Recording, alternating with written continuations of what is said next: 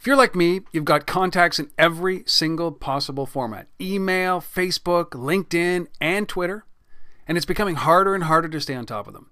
To help me make sense of this mess, I use Smarter Contacts, the free app that automatically creates rich profiles for all my contacts right on my smartphone.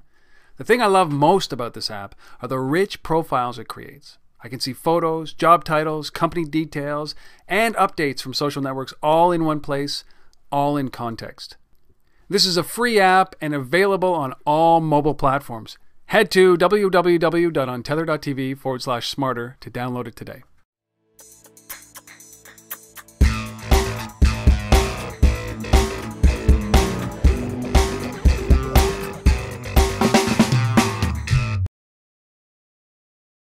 Hello everybody, welcome to Untether.tv. My name is Rob Woodbridge, I'm your host. This is that place where you come to every single day for deeper understanding of what's going on in the mobile industry. I'm talking to the guys and the gals and the companies that are paving the way for you and I who are embracing this industry. These are the guys that are doing this without a net because they're inventing things and talking about inventions. I don't think anybody in this space hasn't heard of the company that my guest actually works for. The company has over 15 million users worldwide, over 1.5 billion check-ins. The company is Foursquare. I'm talking with Holger Luedorf, who is the VP of Mobile and International. Holger, thank you so much for coming on, sharing your story. Thanks, Rob, for having me. It's great. Looking forward to it.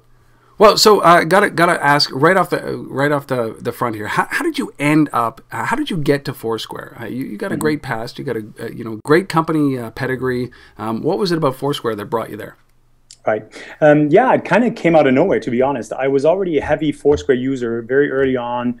Was invited by a friend of mine who I worked with at Yahoo. Really got into it early on because of the game dynamics. We had like mayorship battles on Yahoo campus for the different buildings and meeting rooms, kind of all, the typical kind of silly stuff that you do with your friends on the platform early on. I was managing handset manufacturer OEM relationships for Yahoo. Before that, I was 5 years at Deutsche Telekom, and really, kind of unexpectedly, because of some friends in the industry and VCs that were involved, there was a connection made between Evan Cohen, our GM, and myself.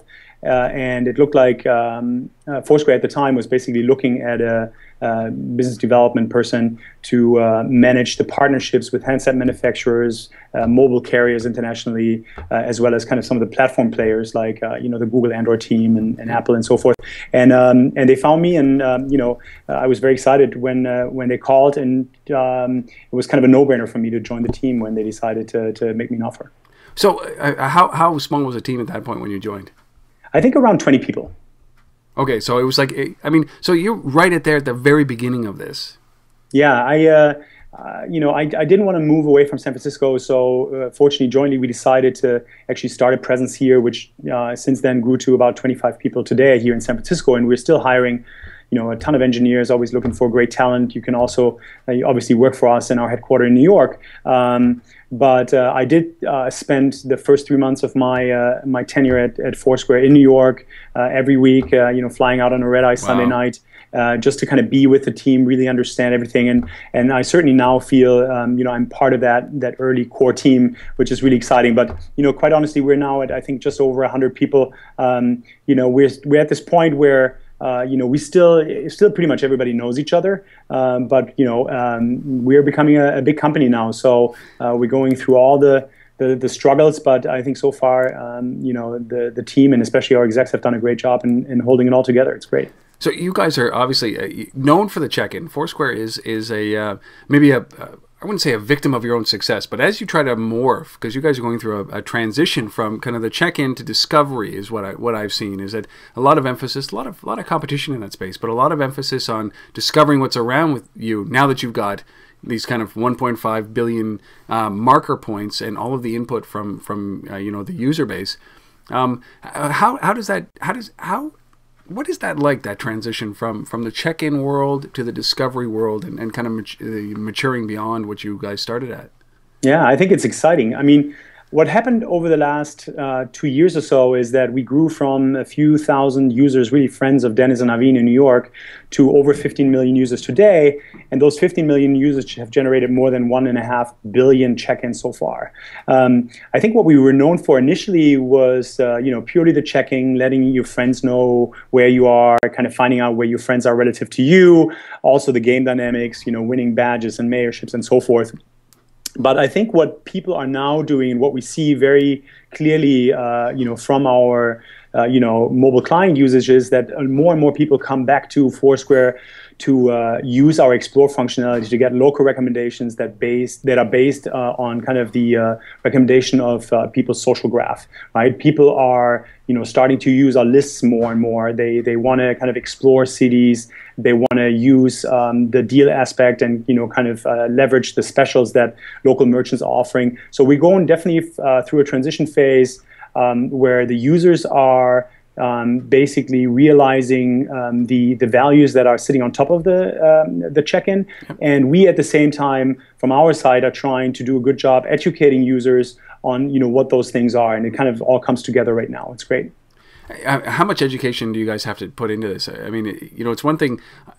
What you hope in a product is a lot of pull, a lot of user pull that says, "Oh, we want to take you in this direction. We want you to go over here. We want you to go over here. We want you to go over here." Foursquare. So, how much of it is you guys guiding, or you guys actually directing?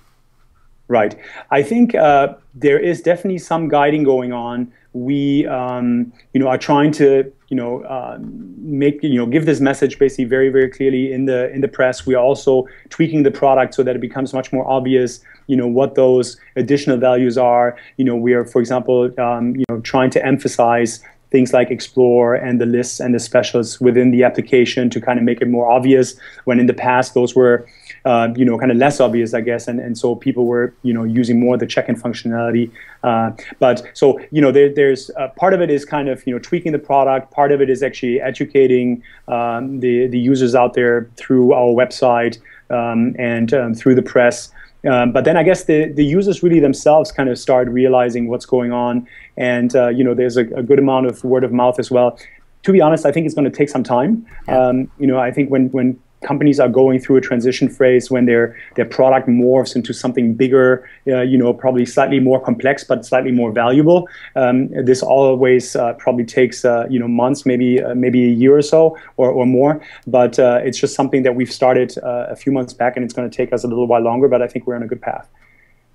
Okay, so I mean that's an interesting spot, right? Because you go from something that's so simple, right? The concept is so simple, like I'm here, stamp me here, and the the UI is very simple as well, right? You've got a very simple UI, very simple concept, and now you start to move into these things. You start to introduce, discovering, right? And you start to introduce things, like what's around you. And the interface starts to kind of expand a little bit, and the complexity of the product starts to expand a bit. How do you deal with that from a user base? You've got to be very, very cautious as you're moving into this space. Right. Well, I think first of all, the product team is doing a great job, and the community team to gather feedback from the users. Right. We're hearing from users all the time.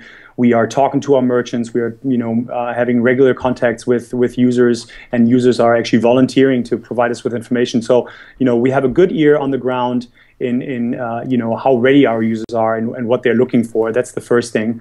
But it's certainly challenging, right? Yeah. I mean, trying to keep the product simple, especially when there's so much opportunity of things that we can offer on top of these 1.5 billion check-ins, and so many, so many different types of value that we can bring to the user. The challenge becomes, what's the right balance between, providing those different types of value while at the same time keeping it relatively simple, so that not only the hardcore tech crowd understands this, but also, some of the more, kind of general users out there that we've, already started reaching now.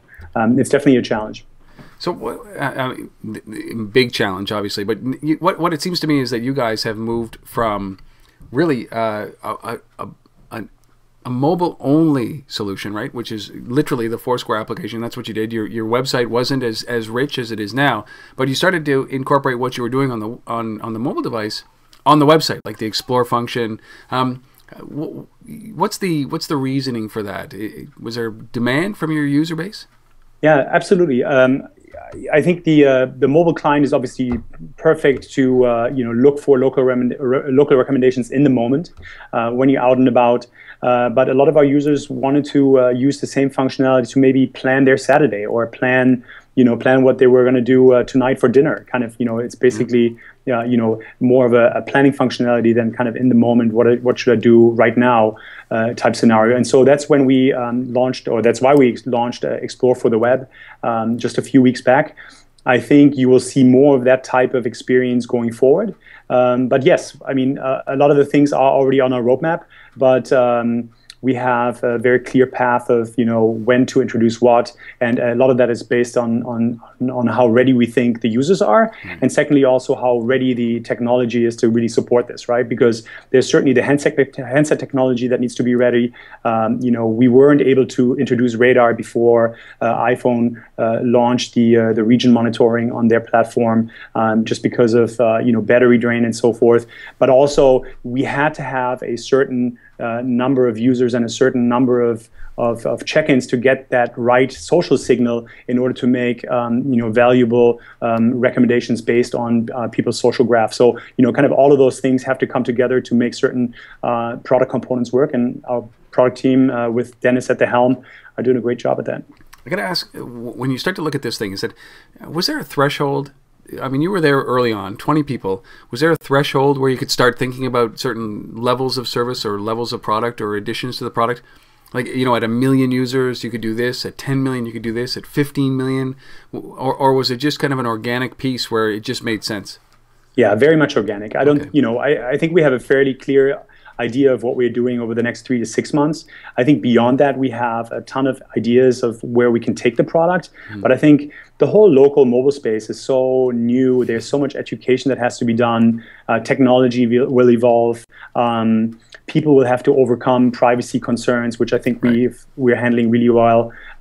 People will learn how to interact with their devices and so forth. So it's very much an organic process. And we certainly didn't have a clear idea of when would be the right month or the right user number for us to introduce certain things. It just kind of happens, probably within like a 6-month cycle.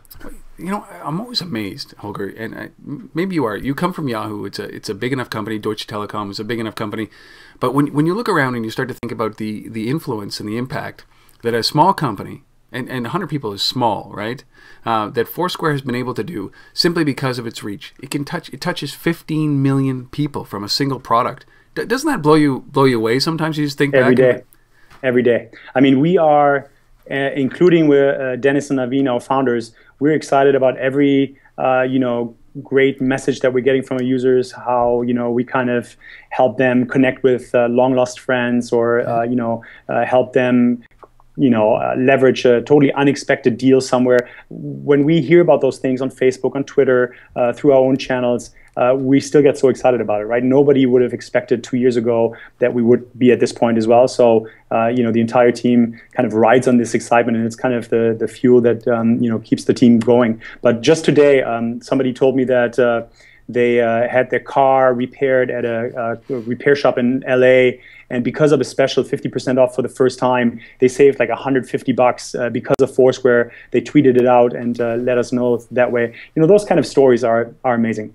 I mean, you're having an influence on pricing, like 15 million people using the software and bringing in deals and leveraging the discounts, those kind of things. What you're doing is you're having a material impact on somebody's pocketbook, which is pretty incredible. The reach that you have, you go broad from 15 million users down to that one person that just saved $150. That's got to be the most satisfying thing in the world. Yeah, it is satisfying. I mean, we think that we're only at the beginning of this journey. I think there's a lot more things that we can offer both to the users as well as the merchants that are working on our platform. The company is still relatively small, both in terms of the size of the team as well as the kind of the size of the user base.